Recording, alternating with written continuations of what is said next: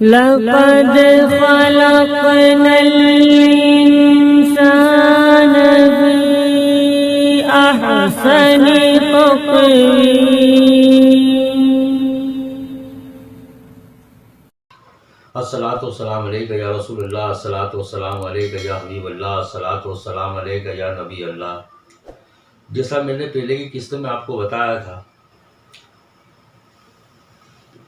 कि सुल्तान अय्यूबी के खिलाफ नाजी नाम का कमांडर जो सुडानी था, वो बड़ी फितरतें कर रहा था।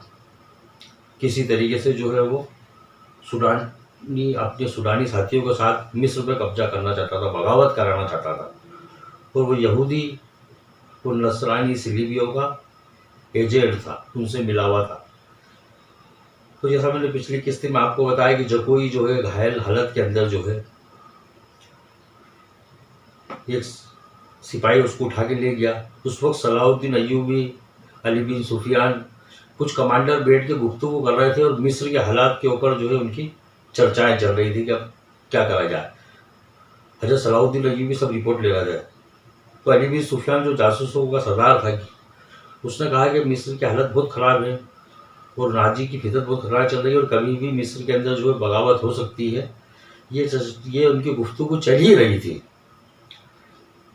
कि जो दरबान जो गेट पे खड़ा था भगते हुए आया कि एक सैनिक जो है, सिपाही जो है वो औरत को लेकर आया और वो सलाहुद्दीन अय्यूबी से मिलना चाहती है। सलाहुद्दीन अय्यूबी जो भागे दरवाजे की तरफ, अली बिन सुफियान भी भागे, उसको उठाकर लाया। सलाहुद्दीन अय्यूबी के पलंग के ऊपर जो उसको लेटाया, खूब बेइंतहा उसका खून बह रहा था। फिर आपका लिहाफ जो होता चादरा, वो भी लाल हो गया। डॉक्टर को बुला लगे तो जकोई ने कहा है कि अभी मेरे पास वक्त कम है, आप पहले मेरी बात सुन ले। नाजी ने दो आदमी जो है बदामी कलर का एक लिफाफा देके मशरिक की सिमत जो है रवाना की है। एक का घोड़े का कलर बदामी है और एक घोड़ा जो काला, और आप उनको पकड़िए। उसके अंदर वो पैगाम है और किसी दिन भी जो है आपका मिस्र खतरे में, किसी दिन भी जो है हमला हो सकता है मिस्र के ऊपर। हजरत सलाहुद्दीन अय्यूबी ने जो है अली बिन सुफियान से कहा कि तुम तैयारी करो। 8 घोड़े, अच्छे जवान,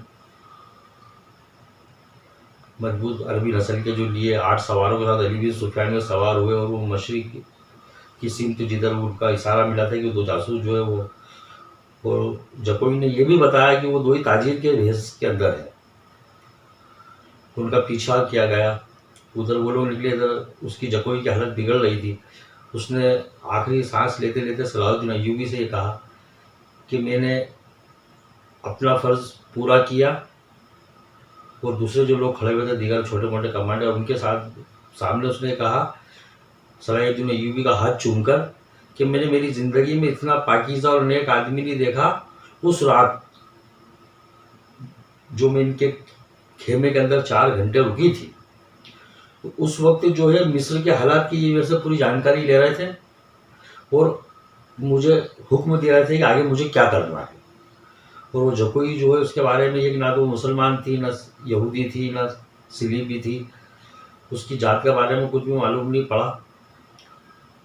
बहरहाल वो बहुत गुर्बत की ज़िंदगी गुजारती थी। उसका बाप जो है अंधा था, माँ बीमार रहती थी। 12 साल की उम्र में जो उसको नाचने वाली बना दिया गया था। उसने सलाहुद्दीन अय्यूबी से रोते रोते कहा कि काश में मुसलमान होती, और उसका इंतकाल हो गया। सलाहुद्दीन अय्यूबी ने जो है अपने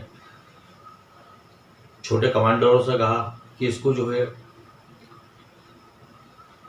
हमारी मिलिट्री का जो तरीका, उसके एजाज़ के साथ जो है उसको दफन कर दिया जाए और ये बात किसी को मालूम ना पड़े।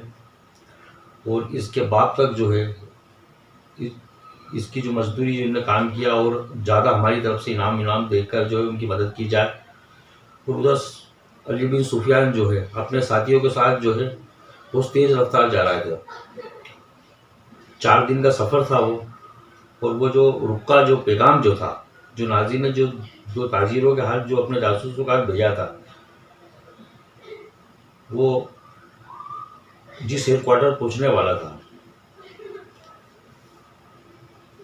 सिलीबिया का जो मेन हेडक्वार्टर था, फिरंग का जो बादशाह था, उसने जो है उस तक पहुँचने में 4 रोज़ लगते हैं। तीसरे दिन जो है अली बिन सुफियान के साथियों ने उन 2 ताजिरों को जो है पहाड़ी इलाके में घेर लिया वो भागने की कोशिश करने लगे तो उनके घोड़ों पे तीर चलाए गए, घोड़े बिछ के वो गिरे, उनको पकड़ा जैसे तैसे, उनको लाया गया। वो रुक्का पड़ा तो उस रुक्के के अंदर जो है पूरी बहुत लंबी दास्तान लिखी हुई थी। उसमें लिखा था कि मिस्र में दरिया के रास्ते से जो है फलादीन जो है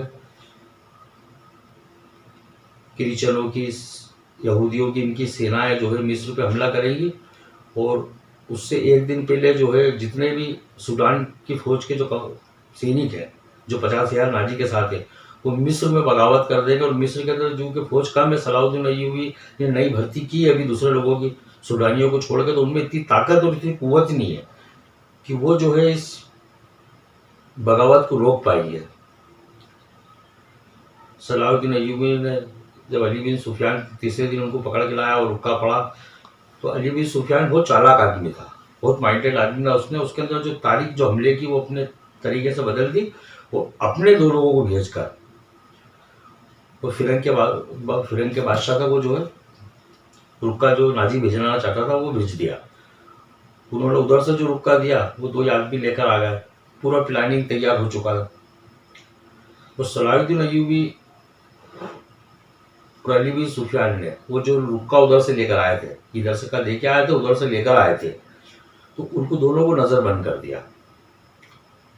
और नाजी के महल को भी जो है पूरा घेर लिया, नजरबंद कर दिया, वहाँ छापा मारा, बहुत सारे हथियार, दूसरे सोना चांदी जो मिले जो मिस्र के अंदर जो है हुकूमत के अंदर, उनको शामिल कर लिया गया। और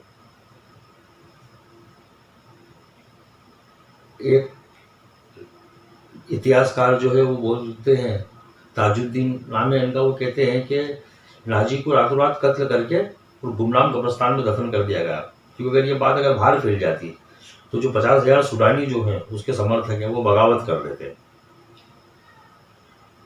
फिर क्या हुआ अल्लाह बेहतर जाने। बाकी नाजी का उसके बाद पता नहीं चला वो कहाँ गया। इधर सलाहुद्दीन अय्यूबी ने जो है समंदर के साहिल पर जो है अपनी फौज छुपा दी और इंतजार करने लगे सिलीबी और नसरानियों की जो फौज आ रही थी। 150 करीब जो जहाज थे उसमें कई बेड़े भी थे। वो जो है समंदर के साहिल पर जब आए, उन्होंने देखा तो उनको ना तो कोई सेना दिखी, ना सलाहुद्दीन अय्यूबी के बेड़े जहाज दिख रहे थे। उन्होंने कहा हम बहुत सही टाइम साइड आ रहा है। उनका कमांडर जो है इदमिक, वो कहने लगा कि हम बहुत सही साइड आ रहे हैं और बिल्कुल मिस्र जो अब हमारा ही है, मिस्र पे हम कब्जा कर लेंगे, सलाहुद्दीन अय्यूबी को मुंह पे हिला देंगे, हरा देंगे। और उनको मालूम नहीं था कि थोड़े से दूर हटके जो है सलाहुद्दीन अय्यूबी ने अपने बेड़े जो है जंगी बेड़े जहाज जो है वो छुपा रखे थे और सारी सेना को पहाड़ और चट्टानों के आड़ में करा था। जैसे ही उन्होंने लंगर डाला जहाजों ने, वो उसकी सेना उतरने लगी। तो मखनीको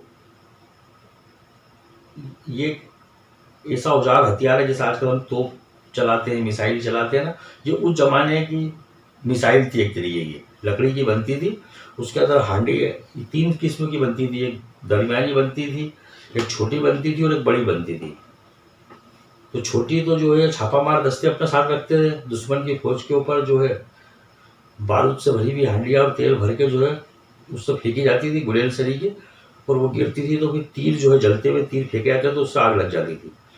तो दरमियानी साइज की जो सलाहुद्दीन अय्यूबी ने वहाँ पर जो है लगा रखी थी दरिया के आसपास, और वो हांडी जब फेंकना चालू करी तेल से भरी हुई और बारूद से भरी हुई जहाज़ों पे, और जलते हुए तीर फेंके तो जहाज़ों में एकदम आग लगी। जहाज पूरे लकड़ी के हुआ करते थे उस जमाने, अब तो पतरा वतरा इस्तेमाल करते, उस जमाने में पतरा इस्तेमाल नहीं करते थे। तो जहाज जलने लगे, जहाज एक दूसरे से दूसरे जहाज थे,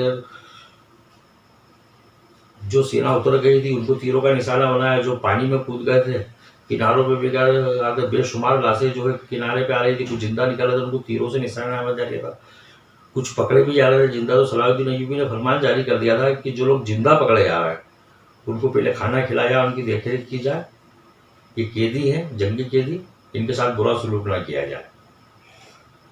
और इल्मिक जो है कमांडर, उसको जिंदा गिरफ्तार कर लिया गया, उससे समझौता हुआ, लिखा पढ़ी हुई, कुछ रकम जो है उस जमाने का दस्तूर था, कुछ रकम लेन देन करके जो है अपनी रिहाई और अपने सैनिक की रिहाई करवाई जाती थी, इल्मिक दिया हुआ।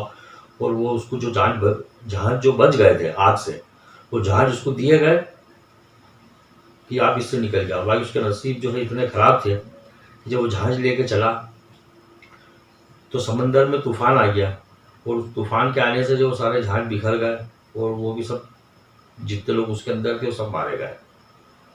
इस कामयाबी सिर्फ एक वो औरत जिसके जात धर्म का कोई इंसानियत के खातिर जिसने जो है सलाहुद्दीन अय्यूबी की मदद की थी, उसकी जानकारी की वजह से सलाहुद्दीन अय्यूबी इतने बड़े खतरे से जो है बच गए और इतनी बड़ी फतेह उनको नसीब हुई।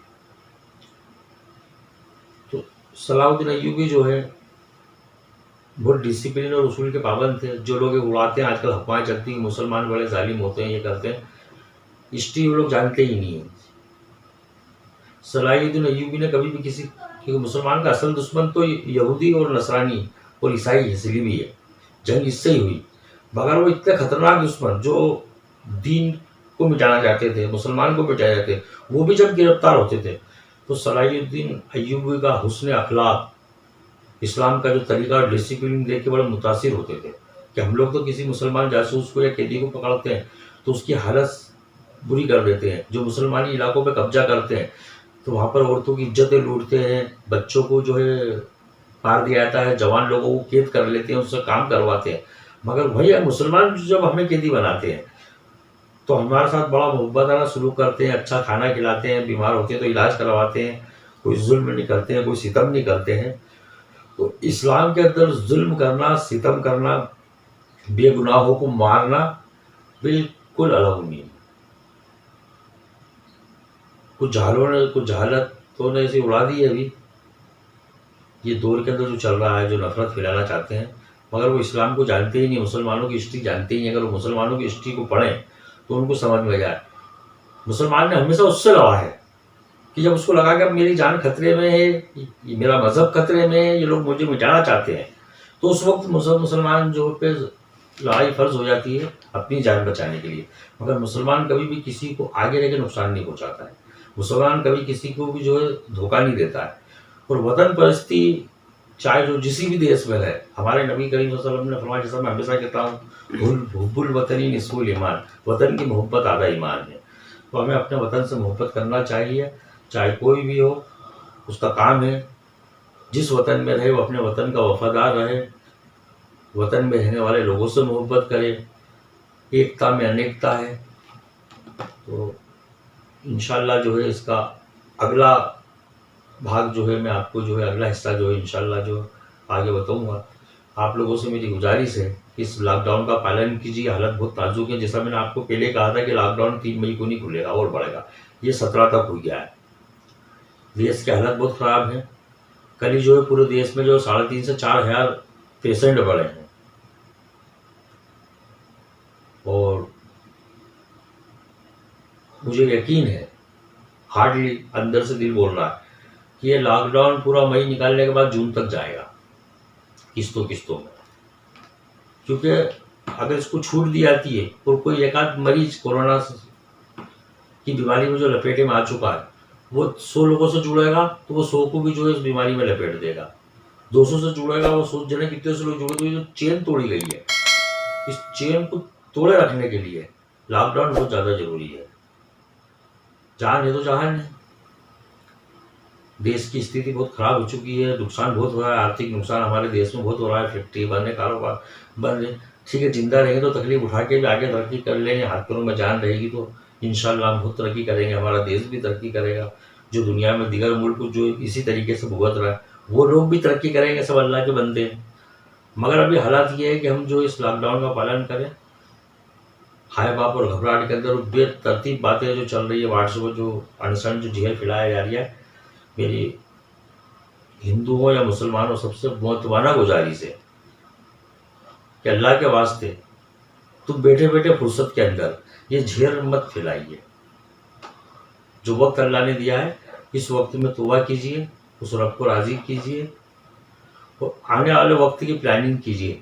जब सब खुल जाएगा तो हमें कितनी मेहनत करना है अपने घर की तरक्की के लिए, अपने कारोबार की तरक्की के लिए, अपने देश की तरक्की के लिए मेहनत करना है, तो उसकी प्लानिंग कीजिए और ज़्यादा से ज़्यादा घर में इबादत कीजिए, कुरान पढ़िए, व आखिरी दावानी अल्हम्दुलिल्लाहि रब्बिल आलमीन।